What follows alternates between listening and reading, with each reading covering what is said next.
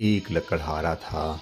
वह रोज लकड़ी काटकर जंगल से जैसे तैसे गुजर बसर करता था। गरीबी की हालत थी।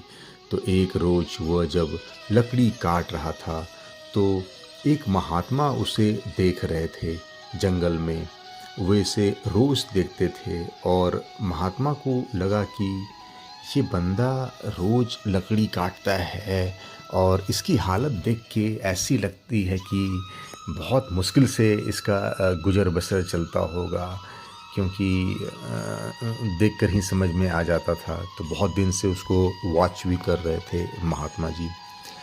तो एक दिन उनसे रहा नहीं गया, तो वे जा कर के लकड़हारा के पास गए और बोले कि सुनो, मैं तुम्हें काफ़ी समय से देख रहा हूँ। तुम आते हो और जंगल में लकड़ी काटते हो थोड़ा सा और फिर उसके बाद चले जाते हो, तो तुम्हारी गुजर बसर चल जाती है इससे। तो लकड़हारा बोला कि अरे महाराज, कहाँ चल पाती है, बस जैसे तैसे बस पेट पालता हूँ परिवार का अपना, तो बस ऐसे ही जीवन चल रही है। तो बोले सुनो, मैं इस जंगल से वाकिफ़ हूँ। तुम बस आते हो और बस यहीं से लकड़ी काट चले जाते हो। थोड़ा और आगे बढ़ो, देखो जंगल में कुछ और भी तुमको मिल सकता है। तो बोला कि अरे जंगल में क्या मिलेगा। लकड़हारा बोला लकड़ियाँ ही तो मिलेगी।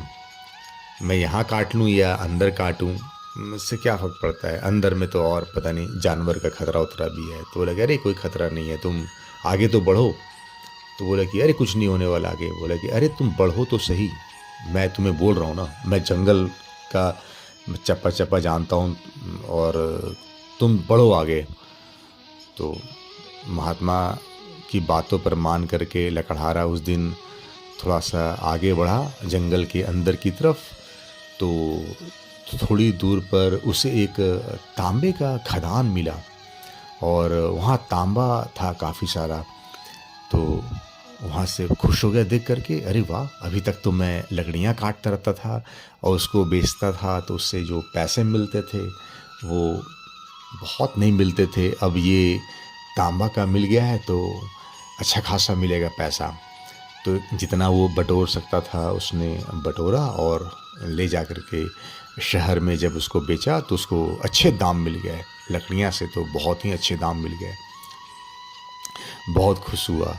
राशन पानी वो ऐसा लगा कि महीनों भर का राशन पानी उसको मिल गया।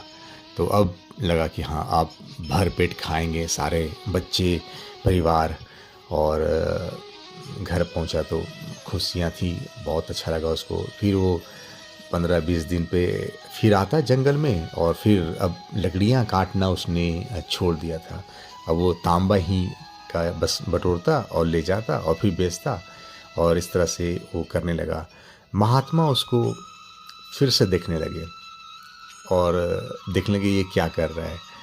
तो काफ़ी समय जब गुजर गया तो फिर महात्मा उसके पास आए और बोले कि अरे सुनो, पहले तुम लकड़ी काटते थे, अब मैंने तुम्हें थोड़ा बताया तो तुमको एक तांबे का खंदार मिला। अब तुम वहीं ठहर गए।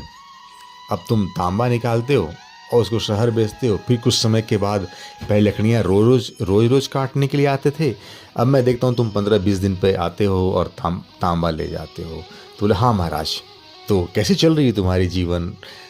तो लकड़हारा बोला बढ़िया चल रही है महाराज, बहुत बढ़िया। आपने बहुत कृपा की मुझ पे और मुझे पता बताया, मुझे तो मालूम ही नहीं था। तो बोले हाँ हाँ, मुझे तो मालूम है, लेकिन तुम वहीं क्यों ठहर गए और काफ़ी समय हो गया, तांबे पे ही अटक गए। आगे बढ़ो, तुम्हें कुछ और भी मिलने वाला है। बोले अरे महाराज, मुझे नहीं चाहिए, इतना ही काफ़ी है और इससे मैं खुश हूँ। तो बोला कि अरे तुम्हें थोड़ी ना पता है कि खुशी का लेवल क्या होता है। हो सकता है कि कुछ और भी मिले तुम्हें और तुम्हारी खुशी जो तुम सोच रहे हो उससे भी बढ़कर तुम्हें मिल जाए। तो बात में दम तो थी, और चूंकि एक बार प्रूवन हो चुका था महात्मा की बात कि उन्होंने ही बताया था तांबा। बोला कि हाँ तुम बढ़ो बढ़ो आगे, मैं जंगल को जानता हूँ, तुम आगे बढ़ो, वहीं पर मत अटको। तो उस दिन तांबा को छोड़ा वो और आगे बढ़ा। तो कुछ आगे बढ़ता है तो देखता है एक जगह चांदी का खदान है। तो चांदी खदान देख कर के आश्चर्य करता है, अरे वाह! बहुत बढ़िया। तो चांदी उठाता है, बटोरता है और ले जा कर के शहर बेचता है, शहर में जा कर के बेचता है उसको और बहुत अच्छे दाम मिलते हैं उसको। अब तो महीनों-महीनों का राशन इकट्ठा हो गया एक ही बार में, अब खुशी के ठिकाना नहीं। अब सिर्फ़ राशन पानी ही नहीं, अब तो थोड़ा लग्ज़री का भी चीज़ें उसके पास आने लगी। अब अब जो पुराना थोड़ा झोपड़ी था, अब उसकी जगह पर मकान बन गया उसका। बच्चे-वच्चे कपड़े-वपड़े बढ़िया सब आने लगे, सब मतलब जीवन उसका एकदम मस्त हो गया।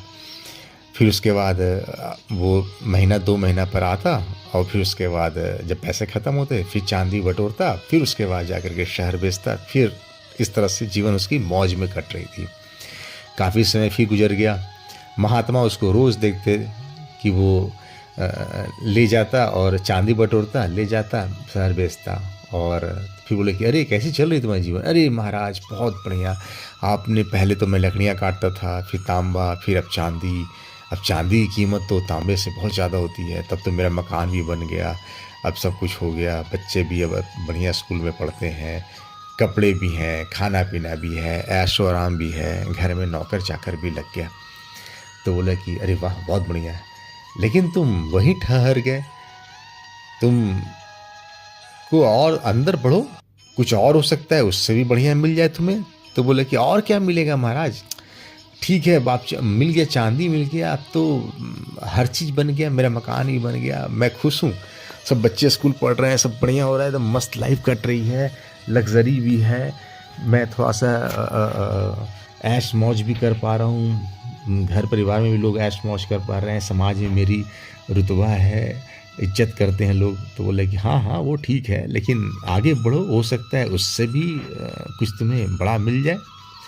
तो बोलता है महात्मा की बात को वो टाल नहीं सकता था, क्योंकि उनकी हेल्प महात्मा ने ही की थी। तो फिर वो आगे बढ़ता है उस दिन चांदी छोड़ कर के। जब बढ़ता है तो देखता है कि अरे! सोने का खदान है, बहुत खुश होता है, फिर सोना बटोरता है, ले जाता है, बेचता है और फिर उसके बाद अब जो थी अब वो बात राशन पानी और मकान नहीं, अब तो उसके दिन तो बहुत ही अब अच्छे आने वाले हैं एकदम। अब वो मकान हट करके वहाँ पर कोठी बन जाती है और कोठी बन जाती है, अब तो नौकर चाकर ऐश आराम, समाज में एक बड़ा प्रतिष्ठा, सब कुछ होने लगा, एकदम मौज, उसकी तो मौज ही मौज हो गई। फिर वो कुछ समय तक काटता, फिर पैसे की ज़रूरत पड़ती, फिर आता, फिर सोने ले जाता थे। काफ़ी समय फिर गुज़र गया, फिर महात्मा बोले, "अरे तुम वहीं ठहर गए, आगे बढ़ो, कुछ और भी बढ़िया तुम्हें मिलने वाला हो सकता है।" तो बोला कि "अरे महाराज इससे ज़्यादा क्या मिलेगा? बहुत ज़्यादा हो गया, मैं तो कोठी-वोठी सब हो गया, एकदम बहुत प्रतिष्ठा हो गया समाज में।" बोले, "अरे यही जीवन नहीं, आगे बढ़ो, हो सकता है उससे भी बढ़कर बहुत कुछ मिल जाए।" बोले, "क्या मिलेगा? तो बढ़ो तो सही, मैं तुम्हें बोल रहा हूँ ना, मैं जंगल के वाकिफ़ हूँ हर चीज़ से, बहुत समय तक मैंने यहाँ काटा है, तुम बढ़ो, ठहरो मत।" महात्मा की बात मान के फिर आगे बढ़ता है तो उसको इस बार हीरे पन्ने का खदान मिलता है और देख करके उसकी आंखें चौंधी आ जाती है, अरे ये क्या मिल गया। अब वो बटोर के ले जाता है, शहर बेचता है, शहर में जाके बेचता है, उसको बहुत बहुत ज़्यादा दाम मिलता है। अब तो कोठी की जगह पर महल बन गई, नौकर चाकर ऐश व आराम, मतलब एकदम से कुनवास का कुनवा उसको इज्जत करने लगा और बहुत बड़ा उसका अब सब कुछ हो गया। अब तो वो उसका पैर जो था थमता ही नहीं था ज़मीन पर, एक पैर इधर आकाश में, सभी आकाश में उड़ने लगे और एकदम बहुत ज़्यादा ऐशो आराम। अब तो पैसा बर्बाद की तरह, मतलब उड़ाता पैसे को और इधर जाता उधर जाता, वैश्यालय भी जाता, मतलब बहुत। अब तो पैसा जब बहुत आ जाता है तो अब तो उड़ाने का भी जरिया लोग तरह तरह का ढूंढने लगते हैं। तो वो मिला उसको और सारे परिवार की ऐसे ही हालत थी। और फिर उसके बाद काफ़ी समय के बाद पैसे घटते तो फिर वो फिर आता जंगल, हीरे उठाता, बाहर बेचता, शहर में, और फिर इस तरह से उसकी जीवन काफ़ी चल रही थी। और एक दिन महात्मा फिर मिल गए जंगल में, तो बोला कि अरे मैं तुम्हें देख रहा हूँ। तो बोला कि तुम वहीं क्यों ठहर गए, आगे बढ़ो, तो आगे और भी हो सकता है तुम्हें बहुत अच्छा मिले। बोले कि महाराज अब क्या मिलेगा, अब तो एकदम हद हो गई है, अब तो उड़ाने की और आनंद की, अब तो एंजॉय नहीं हो रहा है। मैं तो अब इस एंजॉयमेंट में भी अब ऐसा हो रहा है कि समझ में नहीं आ रहा है कैसे एंजॉयमेंट किया जाए। अब तो एंजॉयमेंट की एक पागलपन हो गया है, तो अब मुझे और कुछ नहीं चाहिए, बहुत हो गया।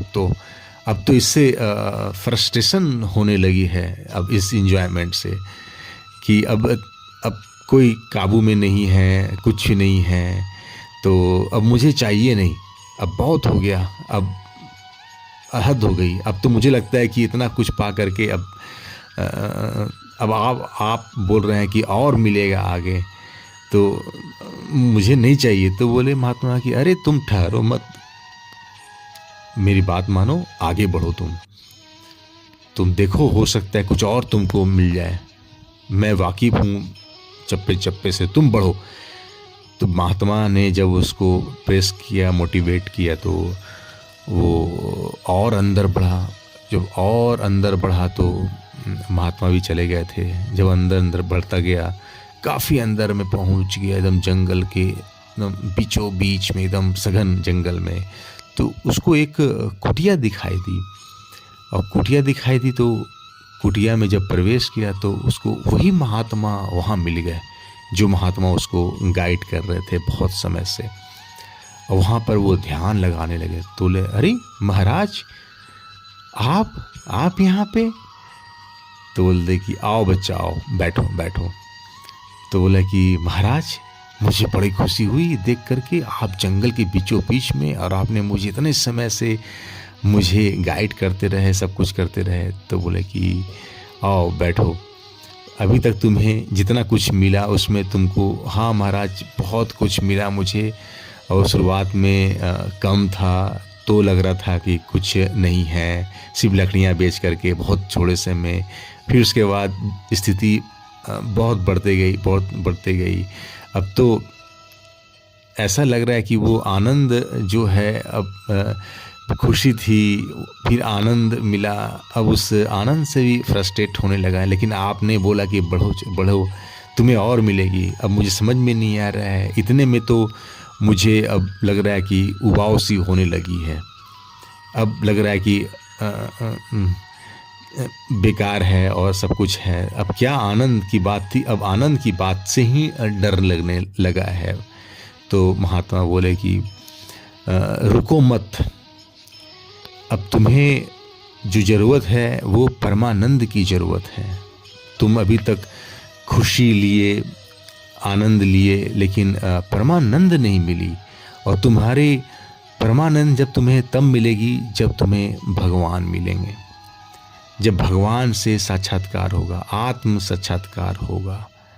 क्योंकि सब कुछ जो है वो क्षण भंगुर है, और तुमने इतने दिनों से देख लिया कि जो तुम्हें मिला और आगे मिला, बढ़कर मिला, बहुत मिला, भर भर के मिला, लेकिन क्या तुम्हें उससे शांति मिली? तो बोला कि नहीं महाराज, मुझे शांति नहीं मिली। और मैं देखा उल्टा, और मैं दलदल में फंसता चला गया। पहले हम लोग सब मिल करके, और आराम से तो नहीं बोलेंगे, पैसे की तो बहुत ही कमी थी, लेकिन आपस में काफ़ी इज्जत थी, और परिवार भी काफ़ी सब मिल के रहते थे। अब वैसा नहीं है हालत। अब सब अपनी अपनी दुनिया बसा रखा है परिवार में भी, और जो इज्जत पहले लोग करते थे परिवार में एक दूसरे की, अब वैसा नहीं रहा। अब तो बस सभी अपने अपने दुनिया में बसा लिया है, सभी उड़ रहे हैं, तो वो चीज़ नहीं मिल पा रही है। तो अब तो लगता है कि शांति खो सी गई है, अब बहुत ज़्यादा खो गई है शांति। तो बोला कि अब वो तुम्हें शांति तो तब मिलेगी, आनंद और परमानंद में तब बदलेगा जब तुम्हें भगवान मिलेंगे, क्योंकि परमानेंट जो हमारी उपाय है वह तो वही है। तो अब मैं तुम्हें वो खान खदान की बात करने वाला हूँ और तुम्हें बताने वाला हूँ प्रोसेस, जिससे तुम्हें परमानंद की प्राप्ति होगी और भगवान मिलेंगे। और इस तरह से वो उनके शरण में हो जाता है और फिर वो उसका एक प्रोसेस पे बढ़ जाता है वो कि हाँ मुझे भगवान मिलेंगे। दोस्तों, इस कहानी से हमें क्या सीख मिलता है? हम पूरा जीवन भागते रहते हैं, आज ये पाना है, कल वो पाना है, परसों और पाना है, और इस तरह से पूरी जीवन हमें निकल जाती है और हमें समझ में नहीं आता कि हम किस दौड़ के लिए, किस चीज़ के लिए दौड़ रहे हैं, हमें क्या पाना है। और जितना हम पाते रहते हैं उतना ही हमें लगता है कि हमने खो दी है अपनी जीवन की सार, और वो रस जो हमें चाहिए था वो रस नहीं मिल पा रहा है।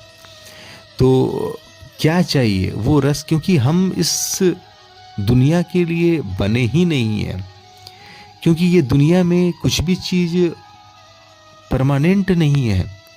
हर चीज़ यहाँ पे बदल रही है, रिश्ते बदल रहे हैं, हम खुद भी बदल रहे हैं। हम बच्चे थे, फिर बड़े हुए और बड़े हो रहे हैं, बुढ़ापे की तरफ जा रहे हैं। पल पल जीवन में क्या होने वाला है हमें खुद भी नहीं पता। एग्जिस्टेंस, आज हम पूरा दिन काटेंगे, हमें ये भी नहीं मालूम, कल का दिन हम देखेंगे, हमें ये भी ना मालूम। तो ये परमानेंट खुशी नहीं, घबराहट सी हमेशा रहेगी। सभी को यहाँ पर एक दूसरे को कंट्रोल करना है और किसी को किसी की कोई परवाह नहीं है। बस एक, जब तक हमें आत्म साक्षात्कार और भगवान हमें न मिलेंगे तब तक हमें परमानेंट खुशी, और जो वो महात्मा बात कर रहे थे परमानंद की, वो परमानंद हमें भी चाहिए। तभी जा कर के ये 84 लाख योनि और ये इसके चक्कर से हम बाहर निकलेंगे और हमें परम शांति और परम आनंद की प्राप्ति हो जाएगी। आशा करते हैं आपको ये कहानी पसंद आई होगी। धन्यवाद।